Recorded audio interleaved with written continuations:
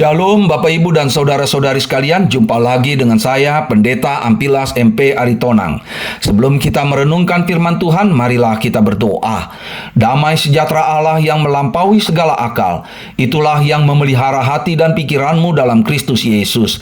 Amin. Nas Alkitab yang ditetapkan menurut almanak gereja kita tertulis dalam Matius 5 ayat 7. Berbahagialah orang yang murah hatinya, karena mereka akan beroleh kemurahan. Tema berbahagialah orang yang murah hatinya. Bapak, Ibu, dan saudara-saudari sekalian yang dikasihi Tuhan Yesus, seorang kakek yang berumur 95 tahun ditanya oleh cucunya, apa yang membuat kakek bahagia? Jawabnya, kakek bahagia karena kakek tidak punya musuh yang seumuran dengan kakek. Atau dengan kata lain, kakek itu bahagia karena orang-orang yang seumuran dengannya sudah mati semua. Bukan cuma si kakek, semua orang selalu mendambakan kebahagiaan menurut pengertiannya masing-masing. Kepada pasangan pengantin yang baru diberkati di gereja, kita selalu ucapkan selamat berbahagia. Begitu pula kepada orang yang sedang berulang tahun, selalu kita nyanyikan selamat panjang umur dan bahagia. Begitu pula dengan tujuan kita bekerja dan menjadi kaya, selalu dihubungkan dalam upaya untuk memperoleh kebahagiaan. Pertanyaannya, benarkah kebahagiaan seperti itu yang kita cari? Apakah kebahagiaan itu bisa dicapai atau dirasakan dengan apa yang ada di bumi ini? Sambil merenungkan pertanyaan-pertanyaan tersebut, marilah terlebih dulu kita pahami dan yakini apa itu kebahagiaan menurut Alkitab. Kata yang dipakai dan diartikan dengan bahagia menurut bahasa Yunani, makarios, juga dapat diartikan dengan diberkati dan beruntung. Dengan kata lain, berbahagialah sama dengan diberkatilah dan beruntunglah.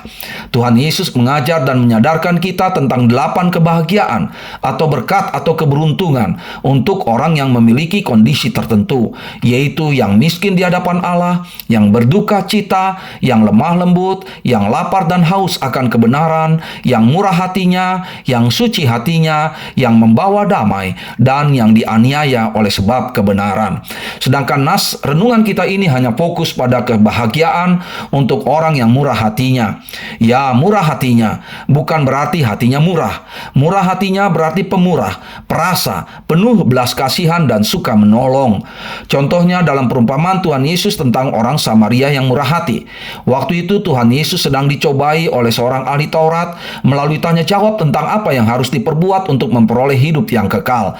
Sebenarnya ahli Taurat itu sudah tahu jawabannya, yaitu kasihilah Tuhan Allahmu dengan segenap hatimu dan dengan segenap jiwamu dan dengan segenap akal budimu, dan kasihilah sesamamu manusia seperti dirimu sendiri. Namun ia minta contoh tentang kasihilah sesamamu manusia. Jadi Tuhan Yesus memakai perumpamaan orang Samaria yang murah hati ini untuk menjelaskan bagaimana caranya mengasihi sesama manusia.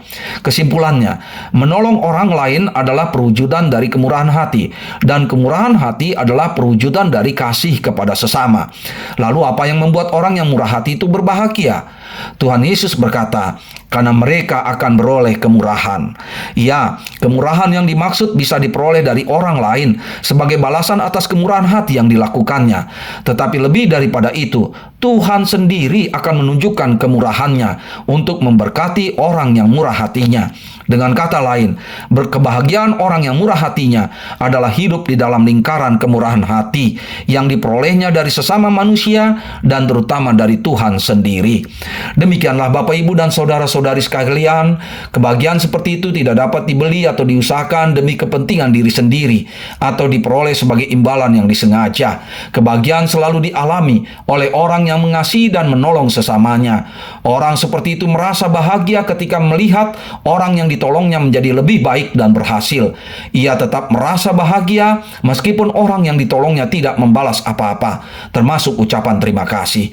Ya, kebahagiaan itu telah menjadi berkat dan keberuntungan bagi dirinya tanpa maksud yang disengaja atau yang diusahakan demi kepentingan dirinya sendiri.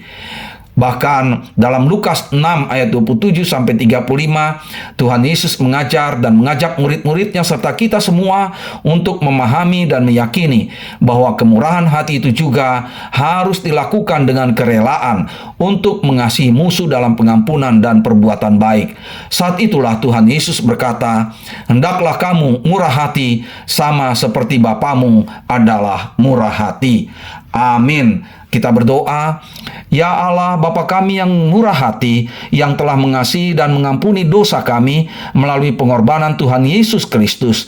Teguhkanlah iman kami untuk tetap bermurah hati kepada sesama kami, sehingga kemuliaan-Mu selalu menaungi kami dan bersinar dalam hidup kami.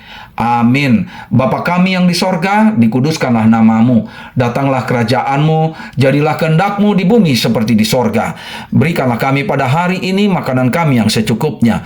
Dan ampunilah kami akan kesalahan kami, seperti kami juga mengampuni orang yang bersalah kepada kami.